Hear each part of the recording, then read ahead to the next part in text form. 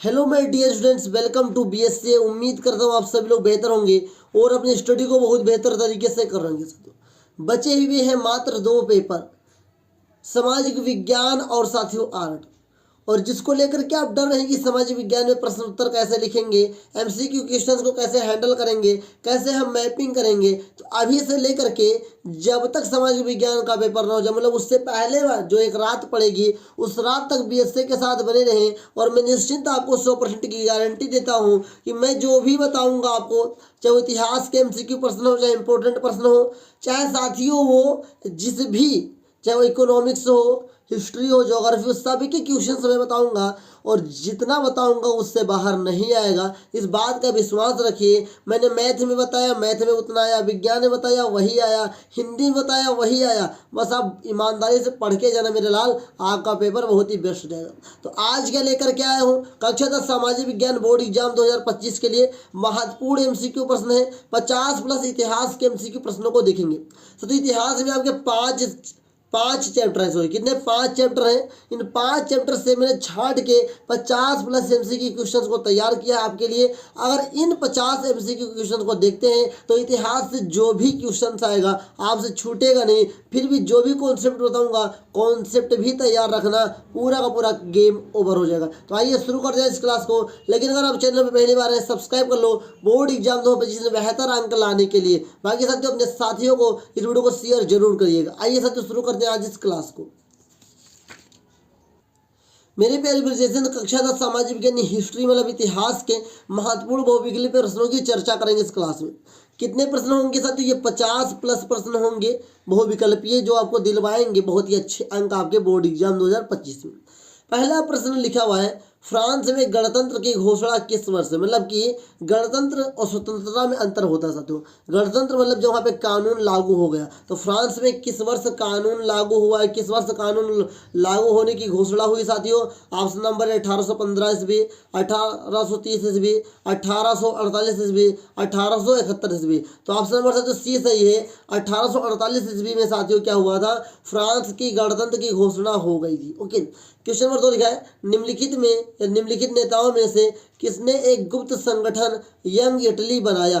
या कभी कभी यह सवाल उल्टा पूछा सकता है कि यंग इटली संगठन को किसने बनाया। Option number A Garibaldi, Bismarck, Cavour. Option number D मोतसनी का पूरा नाम, दूसरा नाम क्या है, मेजनी। तो ऑप्शन नंबर साथियों डी सही है, मेजनी। उम्मीद करता हूँ आपको धीरे धीरे समझ में आ रहा होगा। अगर कोई डाउट है कमेंट बॉय पूछते रहिएगा। ऑप्शन नंबर सी लिखा है, फ्रांस की क्रांति हुई कब हुई। ऑप्शन नंबर ए 1788 ईस्वी, 1789 ईस्वी, 1790 ईस्वी, 1787 ईस्वी। तो ऑप्शन नंबर सी बी सही है, 1789 ईस्वी में फ्रांस की क्रांति हुई थी। चलिए अगला सवाल से जो लिखा है क्वेश्चन नंबर 4, राष्ट्रवाद का प्रारंभ सर्वप्रथम किस देश से हुआ। यह सवाल कभी कभी उल्टा पूछ सकता है कि निम्नलिखित में से किस देश में राष्ट्रवाद का प्रारंभ हुआ। ओके, तो number 1 Germany, Italy, France, England. Option number तो सी सही है, फ्रांस से ही राष्ट्रवाद का प्रारंभ हुआ। सवाल अगर पलटेगा तो कैसे पूछेगा कि निम्नलिखित में से किसकी शुरुआत फ्रांस से हुई थी, तो सत्य राष्ट्रवाद की हुई थी। ऑप्शन क्वेश्चन नंबर 5 लिखा है, जर्मनी के एकीकरण में मुख्य भूमिका किसकी थी। Auto von Bismarck, Kaizer William प्रथम, हिटलर, मोतसनी। ऑप्शन नंबर ए सही है, auto von Bismarck. Auto von Bismarck का मुख्य भूमिका किसमें थी, जर्मनी के एकीकरण में थी। अगला सवाल क्वेश्चन नंबर 6 लिखा है, संसदीय प्रजातंत्र की स्थापना किस देश में सर्वप्रथम हुई। संसदीय प्रजातंत्र की स्थापना किस देश में सर्वप्रथम हुई। ये सवाल option number A Italy, England, France, Germany. Option number B सही है, इंग्लैंड में ही सबसे पहले संसदीय प्रजातंत्र की स्थापना हुई थी। अगला सवाल, नेपोलियन की पराजय कब हुई। 1884, 1850, 1815, 1816, 1817 या 1814 है। तो ऑप्शन नंबर तो बी सही है, 1815 में नेपोलियन की पराजय हुई। ओके, अगला सवाल क्वेश्चन नंबर 8, 1789 में फ्रांस किस प्रकार का राज्य था। असीमित राजतंत्र, सीमित राजतंत्र, प्रजातंत्र, गणतंत्र। ऑप्शन नंबर बी सही है, सीमित राजतंत्र था। फ्रांस 1789 में किस प्रकार का राज्य था, सीमित राजतंत्र था। अगला सवाल, निम्नलिखित में से कौन सा 1804 के नेपोलियन कोड में नहीं जोड़ा गया था। ऑप्शन नंबर ए जन्म से प्राप्त विशेषाधिकार, सामंती व्यवस्था का अंत, संपत्ति का अधिकार, कानून के समझ समानता। ऑप्शन नंबर ए सही है, जन्म से प्राप्त विशेषाधिकार 1804 के नेपोलियन कोड में नहीं जोड़ा गया था। क्वेश्चन नंबर 10, वियना की संधि कब हुई? ऑप्शन नंबर ए 1814, 1815, 1816, 1817। तो वियना की संधि 1815 में हुई थी, इस बात को याद रखिएगा। और 1815 में ही किसके पराजय हुई थी? नेपोलियन की पराजय हुई थी। ये दोनों कॉमन है सन, इसको याद रखिएगा धैर्य पूर्वक और ध्यान से याद रखिएगा। क्वेश्चन 11 लिखा है उदारवाद से तात्पर्य है, मतलब उदारवाद का अर्थ क्या है? निजी संपत्ति का अभाव, राज्य द्वारा आर्थिक गतिविधियों पर पाबंदी, व्यक्ति को स्वतंत्रता तथा कानून के समझ समानता, कुछ लोगों के हाथ में शासन की शक्ति। ऑप्शन नंबर तो सी सही है, व्यक्ति को स्वतंत्रता तथा कानून के समझ समानता ही उदारवाद का तात्पर्य कहलाता है। क्वेश्चन नंबर 12 लिखा है 1789 में फ्रांस में राष्ट्रवाद की प्रथम अभिव्यक्ति का क्या परिणाम हुआ? ऑप्शन नंबर ए फ्रांस की क्रांति, नेपोलियन का उदय, जर्मनी का एकीकरण, निरंकुश राजतंत्र का प्रारंभ। ऑप्शन नंबर ए सही है, फ्रांस की क्रांति। 1789 में फ्रांस के राष्ट्रवाद का प्रथम अभिव्यक्ति क्या था? फ्रांस की क्रांति। अगला, महात्मा गांधी दक्षिण अफ्रीका से वापस कब लौटे? 1914, 1915, 1918, 1919। ऑप्शन नंबर से बी सही है, 1918 सॉरी 1915। 1915 में महात्मा गांधी दक्षिण अफ्रीका से लौटे थे। या पूछ सकता है सवाल पढ़ के कि महात्मा गांधी 1915 में दक्षिण भारत से लौटकर कहाँ आए? तो भारत आए। ये भी पूछ सकता है कि सन 1915 में महात्मा गांधी किस देश से वापस लौटे? तो दक्षिण अफ्रीका से लौटे। अगला सवाल, 13 अप्रैल 1919 किस घटना से संबंधित है? ऑप्शन नंबर ए सत्याग्रह आंदोलन की शुरुआत, option number B Simon commission का भारत आगमन, ऑप्शन नंबर सी असहयोग आंदोलन की शुरुआत, option number D Jallianwala Bagh हत्याकांड। तो ऑप्शन नंबर डी से जलियांवाला बाग हत्याकांड। तो जलियांवाला बाग हत्याकांड 13 अप्रैल 1919 को हुआ था। और इधर ही हाल ही में 2019 में शायद उसको 100 साल पूरा हो गए हैं। याद रखिएगा जलियांवाला बाग हत्याकांड कब हुआ था? 13 अप्रैल 1919 को हुआ था। पूछ सकता है ऑप्शन में उल्टा कि जलियांवाला बाग हत्याकांड कब हुआ था? तो 13 अप्रैल 1919 को हुआ था। अगला ओके अगला सवाल, महात्मा गांधी ने असहयोग आंदोलन कब प्रारंभ किया? 1919 ईस्वी को, 1920 ईस्वी को, 1922 ईस्वी को, 1930 ईस्वी को। सत्य ऑप्शन नंबर बी सही है, 1920 ईस्वी को महात्मा गांधी ने असहयोग आंदोलन का प्रारंभ किया था। अगला सवाल, सविनय अवज्ञा आंदोलन कब चलाया गया? Option number A 1920, 1927, 1930, 1935। Option number C सही है, 1930। अगला सवाल, क्वेश्चन नंबर 17, करो या मरो का नारा किसका था? करो या मरो का नारा किसका था? ऑप्शन नंबर ए Subhash Chandra Bose, Chandrashekhar Azad, Bhagat Singh, Mahatma Gandhi. Option number D सही है, महात्मा गांधी।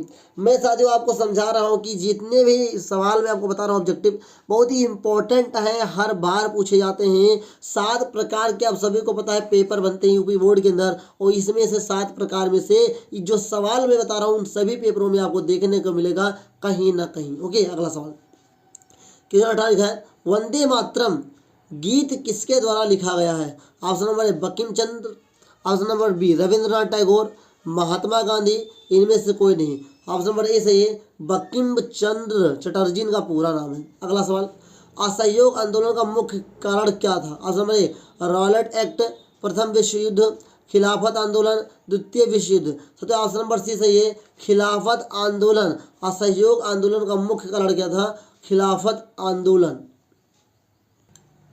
चलिए क्वेश्चन नंबर 20 लिखा है भारत आने पर गांधी जी ने अपने सबसे पहला सत्याग्रह आंदोलन कौन सा किया? ऑप्शन नंबर ए बारडोली सत्याग्रह आंदोलन, खेड़ा सत्याग्रह आंदोलन, चंपारण सत्याग्रह आंदोलन, अहमदाबाद आंदोलन। तो ऑप्शन नंबर सी सही है, चंपारण सत्याग्रह आंदोलन। इसको साथियों सबसे पहले उसको पलट के पूछ सकता है कि चंपारण सत्याग्रह आंदोलन गांधी जी ने कब किया? तो भारत आने पर किया, इस बात को याद रखिएगा। ओके अगला सवाल, चौरी चौरा कांड कब हुआ था? Option number A 1920, 1921, 1922, 1925। तो ऑप्शन नंबर सी सही है, चौरी चौरा कांड जो है 1922 को हुआ था। और आपको कमेंट करके बताना है कि चौरी चौरा कांड के कारण भारत के अंदर कौन सी छुट्टी हो रही है और किस दिन छुट्टी मनाई जा रही है। अगला सवाल, हिंद स्वराज पुस्तक के लेखक हैं? ऑप्शन नंबर सरदार पटेल, बाल गंगाधर तिलक, महात्मा गांधी, सुभाष चंद्र बोस।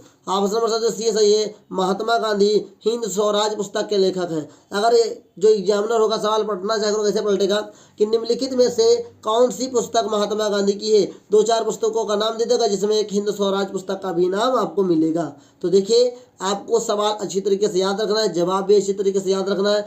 ऑप्शन कुछ भी हो सकता है, वहाँ पे कोई भी ऑप्शन है, नो मैटर करता अगर आपको अच्छे से आंसर पता होगा तब। अगला सवाल लिखा है, भारतीय राष्ट्रीय कांग्रेस की स्थापना कब हुई थी? ऑप्शन नंबर 1885 ईस्वी में, 1904 ईस्वी में, 1857 ईस्वी में और 1855 ईस्वी में। सोचो ऑप्शन नंबर ए सही है, 1855 ईस्वी में, सॉरी 1885 ईस्वी में भारतीय राष्ट्रीय कांग्रेस की स्थापना हुई थी। अगला सवाल, जलियांवाला बाग की घटना कब हुई है बताओ भाई। अभी मैंने उस पर बताया है, इसको मैं आंसर नहीं बताऊँ कौन सा ही होगा, ये आप लोग जान गए होंगे, मैंने इसको ऊपर बता भी दिया है। अगला सवाल क्वेश्चन 25, निम्नलिखित में से कौन सा आंदोलन महात्मा गांधी ने नहीं चलाया? नहीं चलाया, इसको याद रखिएगा। नहीं वाले जो भी क्वेश्चन होते हैं ध्यान से पढ़ना होता है, अगर ध्यानपूर्वक आप नहीं पढ़ेंगे आपसे गलती हो जाएगी। तो लिखा है असहयोग आंदोलन, सबने अवज्ञा आंदोलन, चंपारण आंदोलन, ऑप्शन नंबर डी खिलाफत आंदोलन। तो ऑप्शन नंबर डी सही खिलाफत आंदोलन। खिलाफत आंदोलन महात्मा गांधी जी ने नहीं चलाया, तो किसने चलाया ये कमेंट बॉक्स में आपको बताना है कि खिलाफत आंदोलन के संचालक कौन थे। ओके, अगला सवाल क्वेश्चन नंबर 26, रॉलेट एक्ट कब पारित हुआ?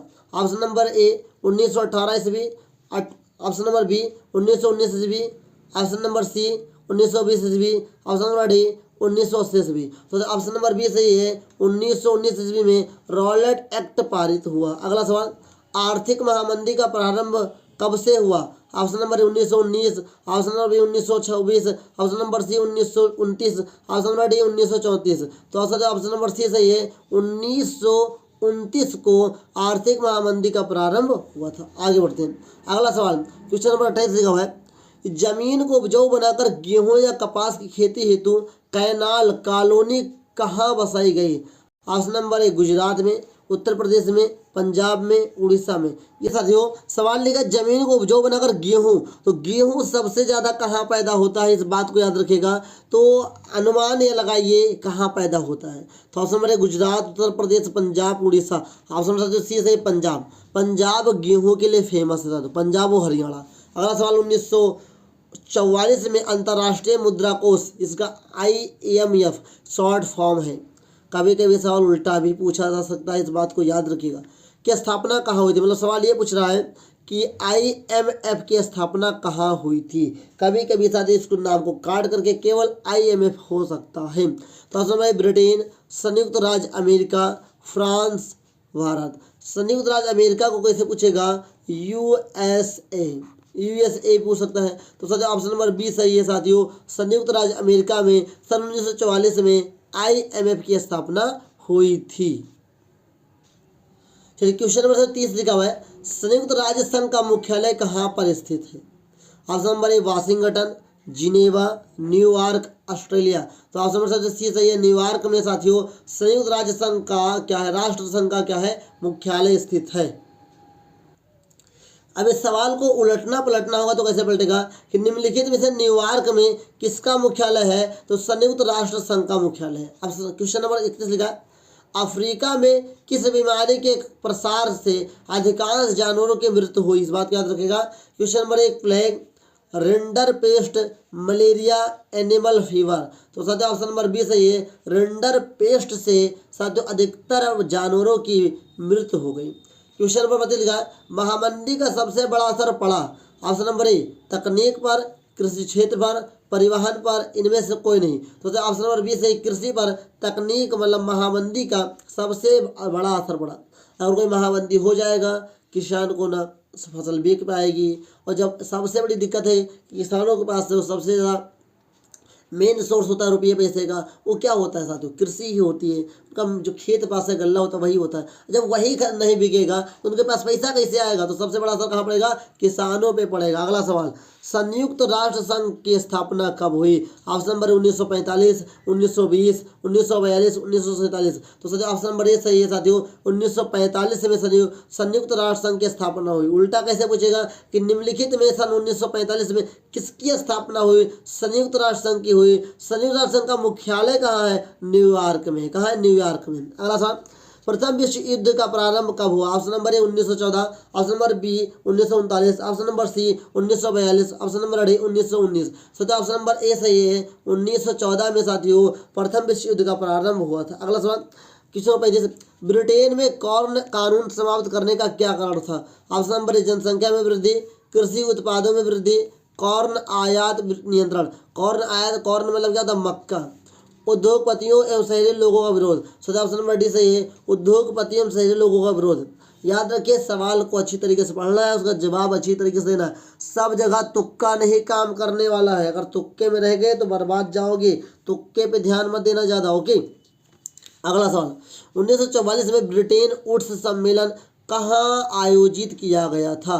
Option number A Britain, option number B America, option number साथियों France, option number D Bharat. So option number B सही है, ब्रिटेन। सो अमेरिका, अमेरिका में ब्रिटेन 1944 में ब्रिटेन वुड्स सम्मेलन का आयोजित किया गया था। सवाल उल्टे का कैसे कि अमेरिका में सन 1944 में किसका सम्मेलन स्थापित किया गया था, ये आयोजित किया गया था? तो ब्रिटेन वुड्स का हुआ था। सवाल नंबर 37, 1929 में आर्थिक महामंदी का मुख्य कारण क्या था? कृषि क्षेत्र में अधिक उत्पादन, अत्यधिक निवेश, बैंकों की निजीकरण, ऑप्शन नंबर डी उद्योगों की संख्या में वृद्धि। सो ऑप्शन नंबर ए कृषि क्षेत्र में अधिक उत्पादन। याद रखिए महामंदी का मुख्य कारण कभी कभी अधिक उत्पादन भी बन गया। अब ये कैसे बना, आप सोच सकते हैं, समझ सकते हैं कि जब ज़्यादा पैदा हो गया और बिक भी नहीं रहा है, डिमांड ही उतना नहीं, तो क्या होगा? महामंदी मतलब ये हुआ कि सामान ज़्यादा हमारे पास है, बिक ही नहीं रहा है, उतना डिमांड ही नहीं है, सप्लाई ही नहीं होगा उस प्रोडक्ट का, तो फिर नुकसान होगा, तो फिर भी महामंदी पे असर पड़ जाएगा। अगला सवाल यहाँ पे समझिएगा ध्यान से। 38 नंबर, अंतर्राष्ट्रीय मुद्रा कोष की स्थापना कब हुई? Option number A 1940, option number B 1942, option number C 1945, option number D 1944। Option number D सही है, 1944। लेकिन आपको कमेंट करके बताना है कि अंतर्राष्ट्रीय मुद्रा कोष का शॉर्ट फॉर्म क्या होता है, क्योंकि मैंने अभी इससे पहले इसी क्लास में इसकी चर्चा की है। अगला सवाल लिखा है क्वेश्चन नंबर 39, आदि औद्योगिक के युग में, आज औद्योगिकीकरण के युग में, आज नहीं होगा सर, आज होगा। यहाँ क्या होगा? आज औद्योगिकीकरण के युग में अंतर्राष्ट्रीय बाजारों के लिए विशाल स्तर पर होने वाला उत्पादन होता है। ऑप्शन नंबर स्कूलों में, घरों में, धर्मशाला में, उपयुक्त में से कोई नहीं। क्वेश्चन नंबर बी सही है, घरों में। औद्योगिकीकरण के युग में अंतर्राष्ट्रीय बाजारों के लिए विशाल स्तर पर होने वाला उत्पादन कहाँ होता है? घरों में होता है। अब तुम ही बताओ भैया, कोई प्रोडक्ट घर में बनेगा कि धर्मशाला में बनेगा? लेकिन यहाँ पर कारखाना होता तो तुम कारखाने को टिक लगा देते, लेकिन कारखाना तो है नहीं, तो घर होगा, क्योंकि घर ही तो कारखाना का रूप लेता है। उम्मीद करता हूँ समझ में आ रहा होगा। क्वेश्चन नंबर 40 लिखा है, औद्योगिकीकरण क्रांति किस देश में प्रारंभ हुई थी? ऑप्शन नंबर ए अमेरिका, रूस, इंग्लैंड, चीन। तो ऑप्शन नंबर सी से इंग्लैंड, इंग्लैंड से ही औद्योगिकीकरण का शुरुआत हुआ था।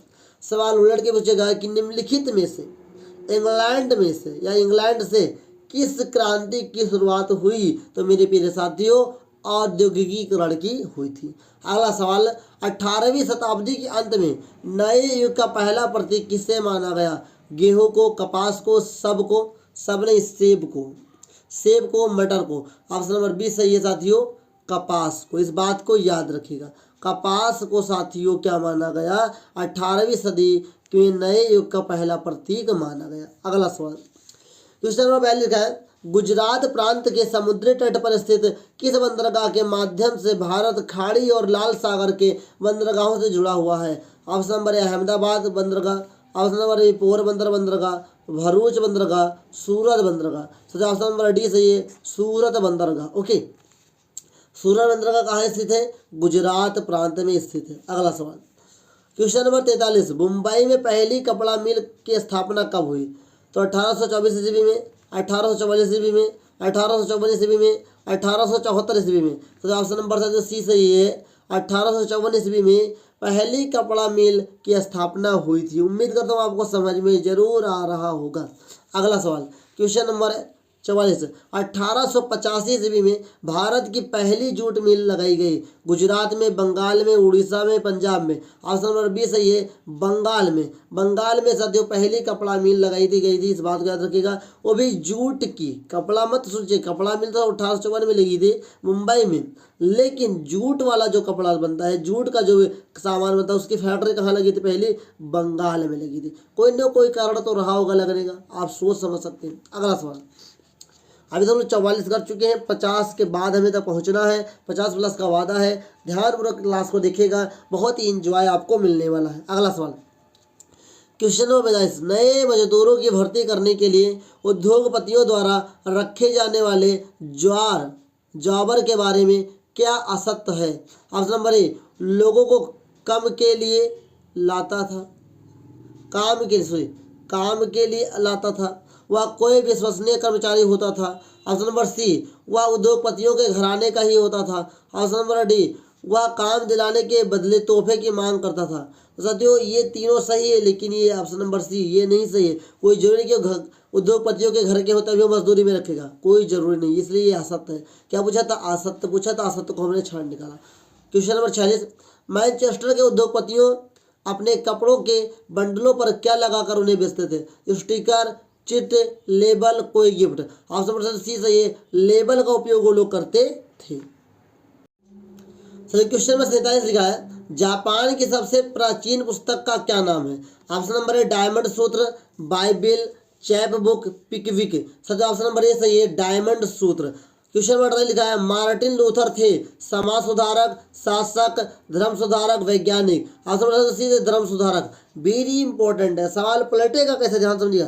पूछेगा निम्नलिखित में से कौन समाज सुधारक है या धर्म सुधारक है? तो धर्म सुधारक में मार्टिन लूथर का नाम बहुत ही प्रसिद्ध है, इस बात को याद रखिएगा। अगला सवाल, लुई सेबेस्तियन मर्सिये थे। लुई सेबेस्तियन मर्सिये थे, इसको साथियों क्वेश्चन याद कर लीजिए। ऑप्शन हम साथियों नेक्स्ट पेज पर देखने वाले हैं। फिर क्वेश्चन नंबर 49 का ऑप्शन नंबर लिखा है, उपन्यासकार, नाटककार, चित्रकार, एक कवि। तो ऑप्शन नंबर 1 सही है, उपन्यासकार थे। क्वेश्चन 50 लिखा है, पुनर्जागरण की शुरुआत किस देश से हुई थी? रोम, इटली, ब्रिटेन, ऑस्ट्रेलिया या ऑस्ट्रिया जिसे बोलते हैं। ऑप्शन नंबर बी सही है, इटली। इटली से ही पुनर्जागरण का प्रारंभ हुआ था। अगला सवाल क्वेश्चन में क्या लिखा है, ज्योतिबा फुले ने कौन सी पुस्तक लिखी? गुलामगिरी, धर्म स्त्री, अमर जीवन या अमर जीवन, अमर जीवन होना चाहिए। ओके, कथा सागर। ऑप्शन ए सही है, गुलामगिरी के लेखिका कौन है? ज्योतिबा फुले। सवाल पलट सकता है, ध्यान पूर्वक समझना है। क्वेश्चन नंबर 52 लिखा है, 19वीं शताब्दी के मध्य न्यूयॉर्क के रिचर्ड एम हो ने किसका आविष्कार किया था? कागज का, प्रिंटिंग तकनीक का, ऑफसेट प्रेस का, पहले प्रिंटिंग प्रेस का। सही ऑप्शन नंबर सी सही है, ऑफसेट का। ऑफसेट प्रेस का आविष्कार कौन है? 18वीं शताब्दी में साथियों रिचर्ड एम हो, इसका पूरा नाम है। क्वेश्चन में 53 लिखा है, पेरियार रामास्वामी नायकर कौन थे? वैज्ञानिक, शिक्षाविद, समाज सुधारक, लेखक। स्वदेश समाज सुधारक थे।